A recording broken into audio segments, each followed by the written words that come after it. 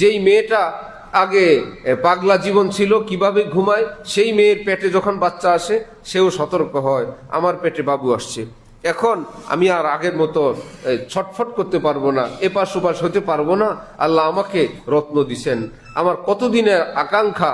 ঠিক আল্লাহ পাক যার ইমানের কদর এবং মূল্যায়ন এভাবে দান করেন, সেই ব্যক্তি বলে যে আমি তো কেউ না, আমার বুকে তো ইমান আছে, আমি গুনাহগার কিন্তু আমার বুকে তো আল্লাহ ইমান দিছেন। আমি যখন ছোট্টবেলায় লজিং থাকি, আব্বার কাছে পড়ি, তো পাশে এক বাড়িতে লজিং থাকতাম, ছোট মানুষ।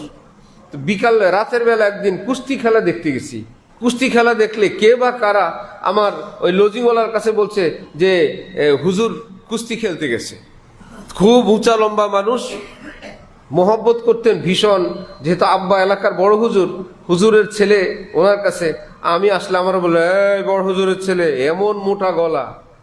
আমি তো ভয় পাইছি। হ্যাঁ, তুমি কুস্তি খেলতে গেছো, তোমার বুকে কোরআন শরীফ, তুমি কুস্তি খেলতে গেলা? তখন আমি বললাম যে না চাচা, আমি খেলতে যাই নাই, আমি খেলা দেখতে গেছিলাম, আমাদের সাথীরা গেছে কয়েকজন কুস্তি খেলা। ঠিক আছে, তুমি খেয়াল রাখবা, তোমার বুকে কোরআন শরীফ আছে, তুমি কুস্তি খেলতে পারো না। আল্লাহ ওনাকে জান্নাত দান করেন। সাধারণ মানুষ সহজ ভাষায় যে কোরআন যার বুকে আছে সে কিসের কুস্তি খেলতে যাবে, কারোর সঙ্গে ধস্তাধস্তি করতে যাবে, কোরআনওয়ালার জন্য এটা মানায় না।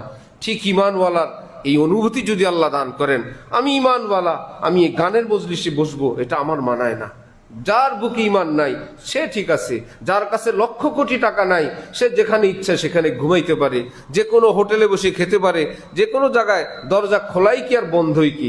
সুতরাং কাফের মুশরিকরা তো এমনই, আর ইমানওয়ালা তো বলবে না আল্লাহ আমাকে মস্ত বড় দৌলত দান করছেন, আমি তো সব জায়গায় থাকতে পারি না, সব জায়গায় বসতে পারি না, সব রকমের লেনদেন আমি করতে পারি না, সব ভাষা আমি ব্যবহার করতে পারি না, সব আচরণ এটা আমার জন্য সম্ভব না। কারণ এই দৌলত ছিনিয়ে নেওয়ার জন্য এই আচরণ, এই ভাষা, এই কাজ, এই অবস্থান প্রত্যেকটাই এটা শয়তানের মস্ত বড় কোনো ফন্দি এবং ষড়যন্ত্র। যে কোনো চক্করে আমার ইমান আক্রান্ত হতে পারে। আয় আল্লাহ, আপনি আমাদের ইমানকে হেফাজত করার তৌফিক দান করেন।